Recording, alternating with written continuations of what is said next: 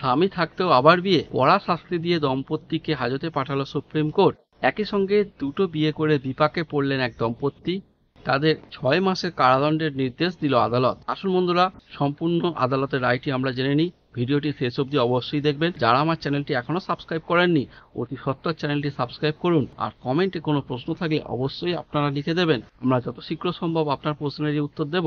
বন্ধুরা, supreme court যে তাদের 6 মাসের কারাদণ্ড দিয়েছে তাই নয়, এছাড়া তাদের 6 মাসের কারাদণ্ডটাকে তাদের 6 বছরের যে শিশু সন্তান আছে তার কথা চিন্তা করে দুজনের মধ্যে স্বামীকে হচ্ছে প্রথম 6 মাস এবং তার 6 মাস হয়ে গেলে তার স্ত্রীকে 6 মাস জেল খাটতে হবে। জানা গেছে যে মহিলার প্রথম স্বামীর সঙ্গে বিবাহ বিচ্ছেদ নিয়ে মামলা চলছিল। সেই মামলাটা অনেকদিন ধরেই চলছিল। এই মামলা মেটার আগেই তিনি আবার বিয়ে করে ফেলল। এই ঘটনাটি জানার পর মহিলার প্রথম স্বামী তার বিরুদ্ধে একসঙ্গে দুটো বিয়ে করার অভিযোগে মামলা দায়ের করেন। মাদ্রাজ হাইকোর্টে অভিযুক্ত মহিলা এবং তার দ্বিতীয় স্বামীকে একই সঙ্গে দুটি বিয়ে করার জন্য শাস্তি দেয়। শাস্তি হিসাবে ওই দম্পতিকে বলা হয়, যতক্ষণ না ওই দিনের মতন আদালতের কাজ শেষ হয় ততক্ষণ মহিলা এবং তার দ্বিতীয় স্বামীকে এজলাসে আটকে থাকতে হবে।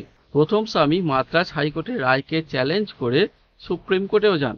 সুপ্রিম কোর্টের বিচারপতি সিটি রবি কুমার এবং বিচারপতি সঞ্জয় কুমার ওই মহিলা এবং তার দ্বিতীয় স্বামীকে বড় শাস্তির নির্দেশ দেন।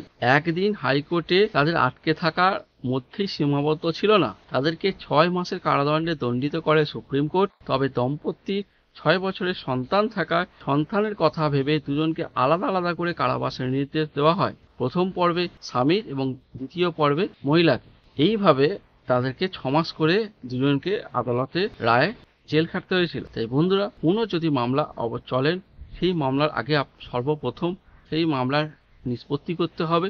সেই মামলার নিষ্পত্তি করার পরে আপনি মামলা সার্টিফাইড কপি, মামলার রায় যে হবে সেই মামলার রায়ের কপি নিয়ে আপনারা তবেই কোনো সিদ্ধান্তে আসবেন। এবং সেই মামলা শেষ হওয়ার পরে অবশ্যই আপনার উকিল বাবুর পরামর্শ অনুযায়ী পরবর্তী পদক্ষেপগুলো কি ভাবে নেওয়া উচিত বা কি ভাবে করা যায় সেটা আপনাকে অবশ্যই চিন্তা ভাবনা করতে হবে।